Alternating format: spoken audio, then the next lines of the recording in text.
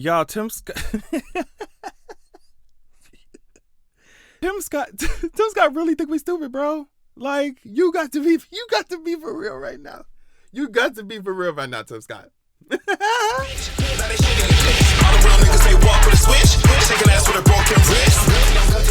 So, The Hill says GOP president hopeful Senator Tim Scott debuted his girlfriend on the debate stage Wednesday night in a moment that will likely become his most memorable of the evening.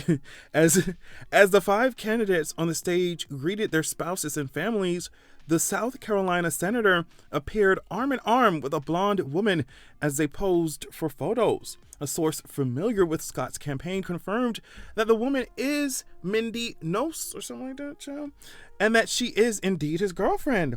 Scott's status as a 58-year-old bachelor, well, okay, all right, has come into focus at several points throughout his campaign. The lawmaker in September confirmed at an Iowa rally that he was dating someone he described as a lovely Christian girl. Yes, I'm very good. You mean girl or girl? Like girl, Tim, or girl?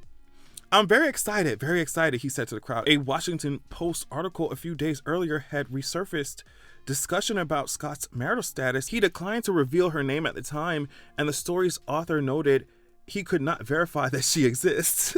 Scott said, however, that she participates in Bible study and that they play pickleball together. What the fuck is pickleball, nigga? The fuck is... Oh my God. In May, Scott fielded a question in an interview about his thoughts on becoming the first unmarried president since the 19th century. He said, "I'll probably have more time, more energy, and more latitude to do the job," he replied, adding that his girlfriend wants to see him when he goes home. He really said, "Well, I have more time to focus on the job." Tim Scott really said, "Well, I'm focused on school." I'm just focused on school right now. When they ask you, oh my God, when they ask you why you don't have no girlfriend, you're like, oh well, I just real busy, focused on school. Queer. Scott's campaign for the White House has yet to see a bump in the poll numbers that he would need to become a viable alternative to former President Trump. The fact that this tap dancing raccoon really thinks that they could go up against Trump in the conservative base with your gay ass. Y'all, I'm crying. President Trump, who remains the clear front runner in the race. The senator has been polling in the low single digits. So this is the tea that I heard happen. I heard that the GOP donors were just like, girl, everybody already talking about that you gay, you gay. There's so many rumors going about that you gay, all this, all that. Where your wife at? Like, we've been asking you this shit. Where your wife at? What's going on? You better, your ass better conjure up some heterosexuality or else we cutting this fucking funding, bitch. And I'm just like, you doing this song and dance, you got her out here. I'm telling you, watch when they was on stage, when she was on stage for a second, girl. Their interaction is so like, bitch, I have better chemistry with a random person that I waved to in the supermarket than they did to get this nigga. And it's just like, wow, like so much of your stuff you have to sacrifice to be tap dancing for the Republican fucking party, for these conservatives who don't like your black ass. And it's just like to be sitting over here, girl, everybody clocked your tea, and then you come out here with this beard, you come out here with this fucking, you know what I mean? It's just, I just hope Mama's is getting her stacks, Mama's getting her money from your silly ass.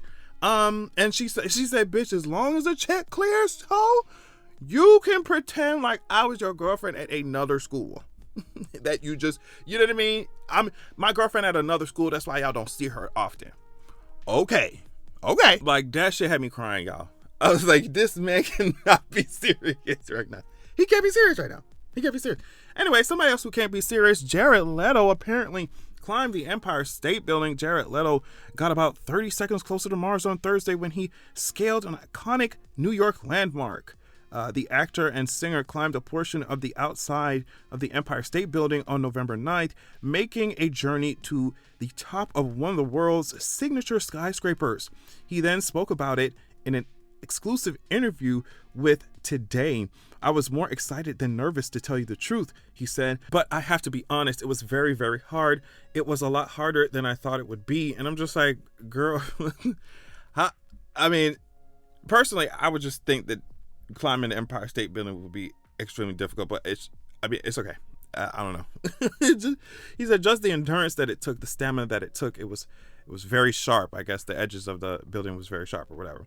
He's the first person to ever legally climb to the top of the Empire State Building, officials for the landmark confirmed to Today. Apparently this other guy did an unsanctioned climb in 1994. Now I'm just like, what is the criteria for a sanctioned and unsanctioned climb? Like, okay, I'm just walking by the Empire State Building and I decide that I want to just climb up that bitch. Obviously that's unsanctioned, but who sanctioned it? What's the process of getting sanctioned, and who sanctioned that shit? Like, I just really want to know why y'all let this man do this shit. So the actor and singer's past stunts include scaling a hotel wall in Berlin without a harness and bungee jumping onto his concert stage in front of thousands. He's also shared videos on Instagram of him scaling a hotel wall in Berlin with no harness and bungee jumping into a massive crowd. This was apparently promotion. The reason he did this was promotion for his tour or whatever. But I'm just like, people be rich and bored. That's what I'd be saying. They be rich and bored. And I'm just like, I can find, just give your coin to me and give your time to me.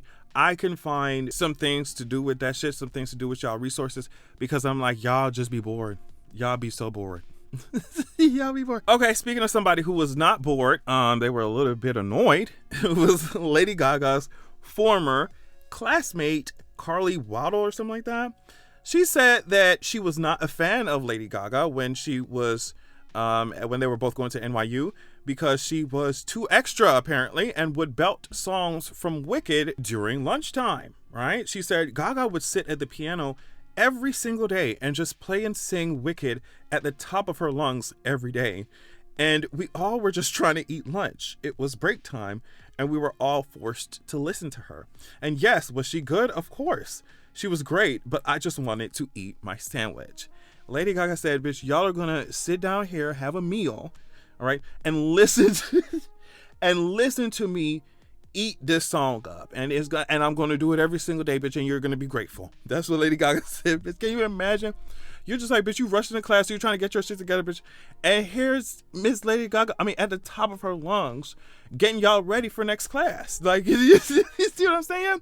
Now, it makes sense. It makes so much sense, of course, that she would be doing something like this, because it's Lady Gaga, you know what I mean? Like, of course she was belting Wicked loud as hell at fucking lunchtime every goddamn day. Of course she was. It makes me think about the time where I performed Crazy in Love at my high school during lunch time. My birthday when I was a senior, I think, or something like that. Y'all just gonna deal. Y'all just gonna deal, girl. Like, we ate it up. I ate up that fucking Crazy in Love performance, bitch. So, I don't know, like, y'all gonna understand a musician, an artist, the talent, and I don't know what to tell you, girl. All right, I would just like to say real quick that I want y'all to keep my girls away from this man. Keep my girls away from this man. Apparently, I don't know where they was at, and Boosie was talking about, oh my God, it's Chloe. It's Chloe Bailey. It's all right. I understand that y'all in the music industry or whatever, and he barely is. Like, let's be real on that. But I just want everyone to know that I definitely want my girls to be kept at least 600 feet away from this man. All right. Thank you so much. Okay. Lastly, Miss Beyonce released another trailer for her film that's coming out in December. Now, the only thing I really want to discuss from this, because she's showing a whole lot of footage from the tour, we're going to get behind the scenes, it's giving documentary. So we see all that, and some of the edits in the trailer alone is kind. But she also put "You Are the Visuals, Baby" in the "You Are the Visuals" in the trailer, and I'm just like, Mama, do you think you funny? And it was. But you will pay for your crimes of having us wait this goddamn long to see the visual. But no, it's coming. the girls are gagging. It's gonna be really interesting to see like this theater release like unfold, and how it will probably turn into this big event where people are gonna get dressed up just like they did for the tour and stuff. So it's gonna be interesting to see how that plays out. But yeah, thank y'all so much for watching the video. I hope you enjoyed it.